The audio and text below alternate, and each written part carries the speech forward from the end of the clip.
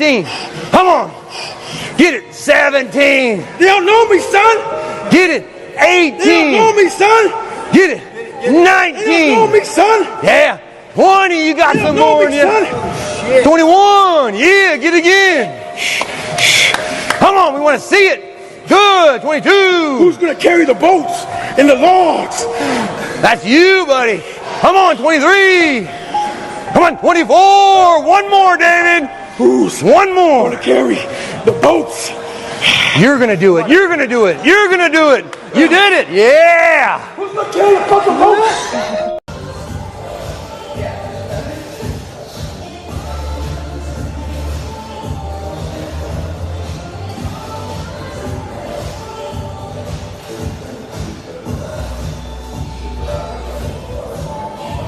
I get a bunch of questions every day about how did I lose 100 pounds so fast.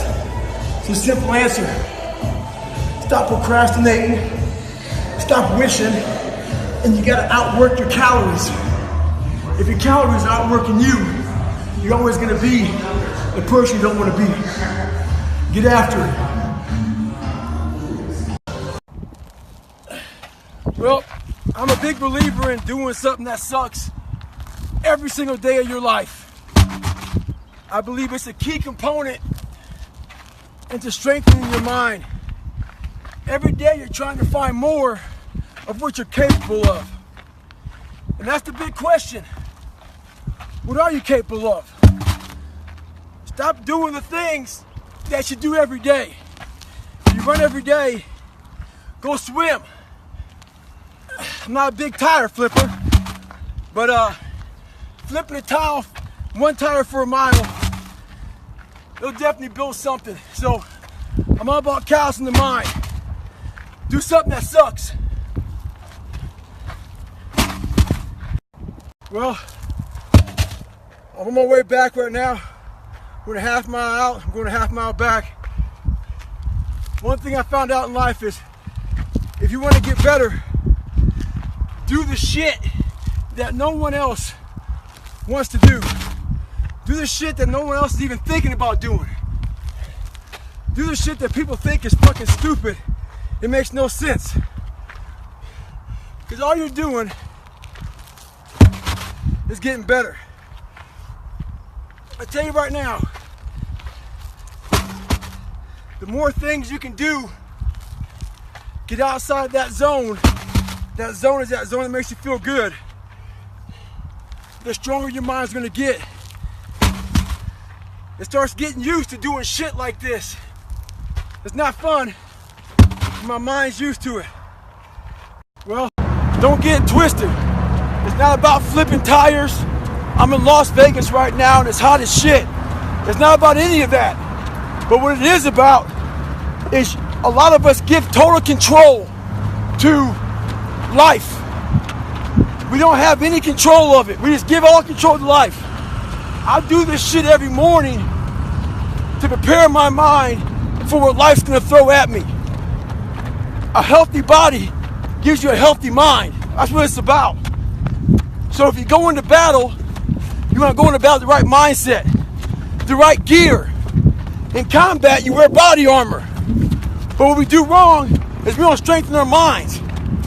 You gotta strengthen your mind, take control of that. So then when you get out in the real world and they fuck you up, you got protection. One thing I found out in my life, I used to always want people to accept me and like me. So I became who they were. If you like something and I didn't like it, I liked it because you liked it. Become unapologetic of who the fuck you are in your life. If you get after it and you're a hard motherfucker, get after it. You gotta make yourself better than what you think you are. And what that requires is people to not fucking understand you, not know you, not get you at all. Look at you like you're off. Look at you like you have a problem. Don't worry about that shit. Be unapologetic. Get after it. Stay hard. Be who the fuck you are. A lot of people say that nothing's impossible. Shit, I even said that nothing's impossible several times in my life. I lied. There's a lot of things that are impossible for you to do. But what happens is, when we come across something that's very hard and we try it once or maybe twice, we then say, we're done, we can't do it anymore. Before you say something's impossible, do it and do it and do it to a level that people think that you might be fucking crazy until you say it's impossible. I'm tied up, hands and feet. I fucking hate the water. I sink like a fucking rock. But this is the one thing that almost stopped me from fulfilling my dreams.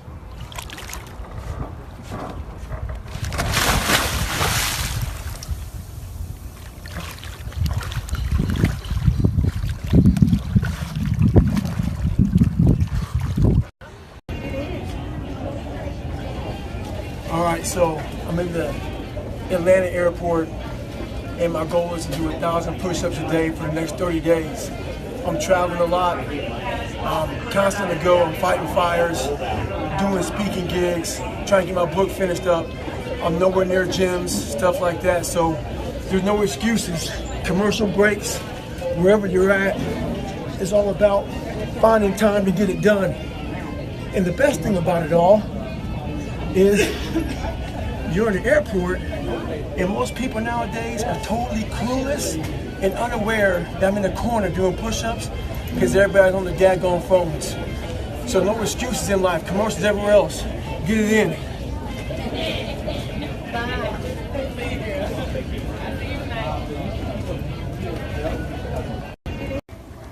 We have so many tools to put in our arsenal to strengthen our minds, to put those calluses on our minds for when we need them. So one of those great tools is positive self-talk. Positive self-talk works well, but you gotta put the work behind it. It's gotta be the truth. Positive self-talk has to be the truth. So let's say you're taking a test, hard test in college, but you haven't studied, but you have a positive mindset. You have positive self-talk going into it. Chances are you're gonna fail that test. Positive self-talk doesn't work unless you put the work behind it. It's only bullshit. Put the work behind your positive self-talk. So why the hell am I out here in Nashville, 90 degrees, running with 7 layers on, with a 45-pound pack? 2014, I had to drop out of Badwater for health issues. Badwater is the great equalizer. That heat makes everybody slow. I'm not a fast runner. But one thing I do have is I train hard for the heat. So when the heat comes, I'm ready for it. One thing we do in life is we allow the better people who have more skills than us, faster than us, get in our heads. Wimbledon right now, Roger Federer. Before somebody gets on the tennis court with Roger, they're already 2 sets down mentally. We can't live our lives that way. We gotta get on the equal playing field. Find a way to get on equal playing field with somebody. Get in the game. So I just got back from a long run, and what I realized for myself and for a lot of people is that life is one big tug of war between mediocrity and trying to find your best self. So there's tricks to all this crap in life. Life is one big head game. One trick in this situation is, so I didn't want to run, so what did I do? I figured out a couple of things. You have to sometimes let mediocrity think that you're giving into it.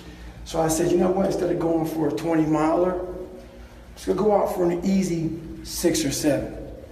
What that did to my brain was it said, okay, mediocrity thought it won. So it let loose a little bit. It let go of that, oh, this is gonna suck. This is gonna be okay, it's not too bad. The second you get to mile 2, guess what happens? Greatness pulls mediocrity in the fucking mud. Get out there and get after it.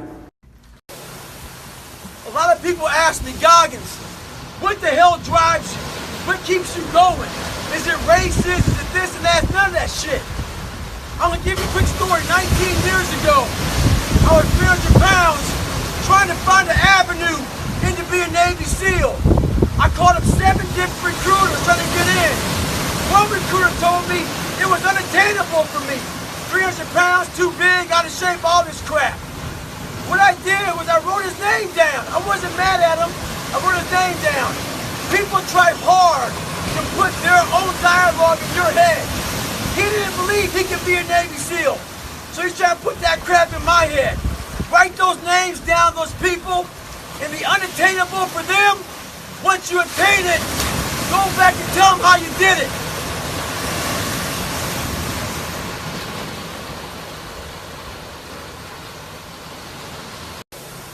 The old I used to be mentality. I talked to this guy the other day.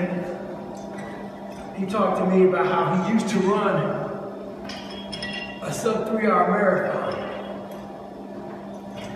While that's impressive, no one cares that she used to run a sub 3-hour marathon.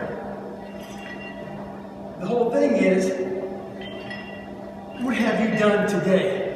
No one cares what you did yesterday. You gotta change your dialogue. The I used to be mentality doesn't work. What have you done today to better yourself? What will your story be tomorrow?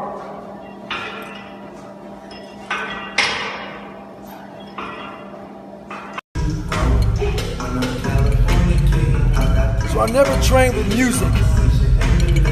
There's a reason why I don't do that. The music's not going to always be there. The TV, the distractions, all these external things. I'm in the gym right now with all this loud music. People need it to get fired up. They need it to stay motivated. They need to stay in the fight. They need it to just go in the gym to do whatever they're going to do. What do you do when you have no external motivation? It's about the internal. What do you say to yourself? How are you going to fire yourself up? What's that flame inside of you that keeps you going? Let that keep you going, not this.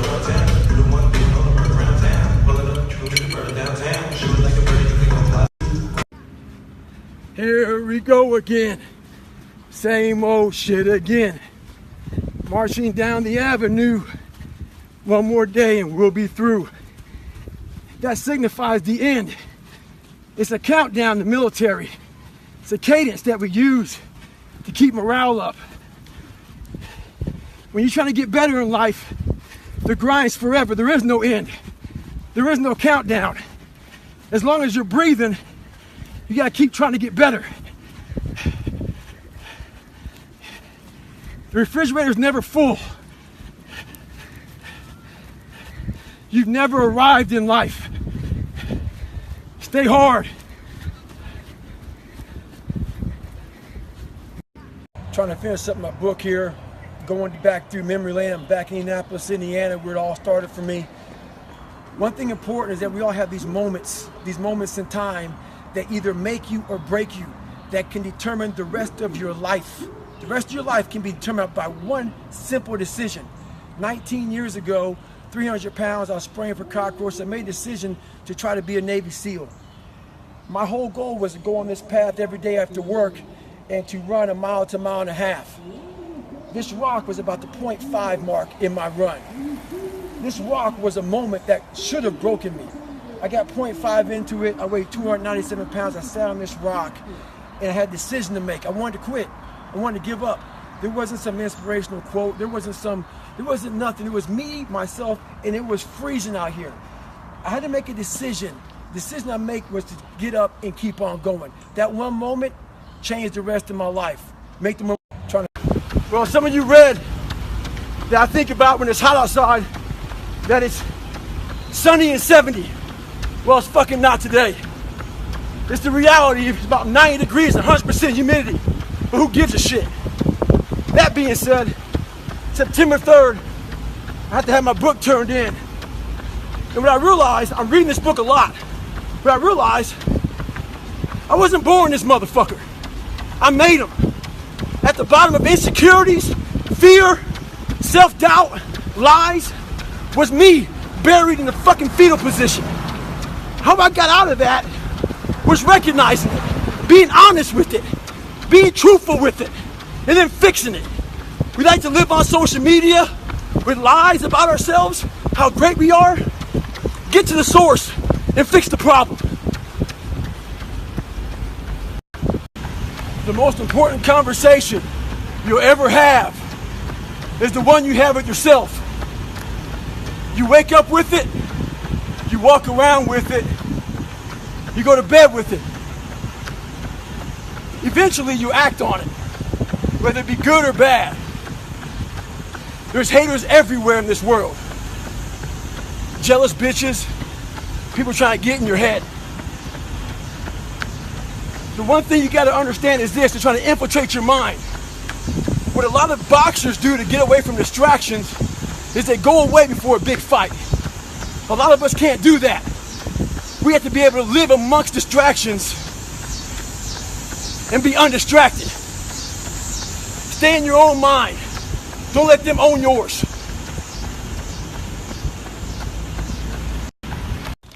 Mediocrity feels so fucking good. So we love surrounding ourselves with mediocre people. They give us a get out jail free card. Whenever life gets hard for us, they tell us it's okay. Don't fucking worry about it. We don't want to surround ourselves with those people out there who are getting the fuck after it every day, holding us accountable, making us feel uncomfortable. People who are challenging us at every turn of life. Those people scare us. That's exactly where you need to fucking be in your life, with those people who put you in a world of questioning who you are. That's exactly where you want to go. That's exactly where you grow. The mind's a medieval motherfucker. It's constantly fighting against you. It's the only thing in the history of the fucking world that shows up on time, every time. It has the tactical advantage over you. It knows your fears. It knows your insecurities. It knows everything about you. It might be the only thing in that world that knows all about you. You got to know about it. It's going to show up when you don't want to show up. It's going to show up at the worst time possible when you want to be successful. It's going to say, take the easy road. Take the easy way out. You got to learn your brain like your brain has learned you.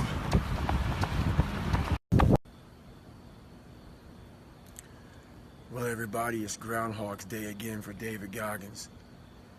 If you pan it down here, you see it's about 3 o'clock in the morning and there's not a car or a person in sight. If you pan over here, it's the same thing. Not a car or a person in sight. People want to know where I find my strength at, where I get my strength. I get it from a lot of places, but right now, this morning, I'm getting it from, there's not a motherfucker that's up. There's not a car, there's not a person. Everybody's in their bed, sleep, dreading that it's a Monday, hate it's a Monday, and I'm loving it. I'm loving that. Where everybody's getting weaker, I'm getting stronger. It's not about the running, the swimming, the push-ups, the sit-ups. It's about what those things do for your mentality. You don't get better on the daggone couch. You get better by coming out here and getting the fuck after it every daggone day. Stay hard. I get a lot of questions about how I stay in shape with all my travel. Here's one of my secrets. I have 10 minutes between sessions right now. So I got to my hotel room, got my room, and I'm gonna knock out some core exercises. Boy, we love to compromise our life. We love to say we don't have time. The body is truly amazing. It can handle almost anything you throw at it. It's the mind that is lacking. The mind, as I always say, is trying to find that easy way out. Yesterday, I put up on my site, go to davidgoggins.com to get a free read of my introduction. You guys crashed my server. It's back up. Go there. Check it out. So I'd like to share different workouts with you all. The first one I shared with you all was called nickels and dimes. That's 5 pull-ups followed by 10 push-ups. Today, what we're gonna do is called ins and outs. What ins and outs are, whenever you go through a door frame, anywhere, anytime you go through a door frame. When you go in, you knock out push-ups. When you go out, you knock out push-ups. You have no idea how many push-ups you can knock out in one day by just doing that. So if you never have time of the day, use this. Don't be embarrassed to not, get down, go through any door frame, forget what people say about you. Walk in, knock out 10 push-ups, or whatever your number is. When you come out, knock out your push-ups. That's a workout that keep you going. You want to have long, all-day endurance. That's what it's all about. Stay hard and don't make up any excuses for yourself. Get after it. This isn't for anyone looking for a break. There is no finish line, so stop looking for one. Don't believe if you work your ass off that one day you'll hit that finish line. There's only one finish line in life, and that is death. We must find our limits in everything we do and push slightly beyond it. Remember this, just because you worked your ass off, it doesn't mean you will achieve what you've been working for. Very few of the mindset to work their ass off with no guaranteed success. Never expect immediate results.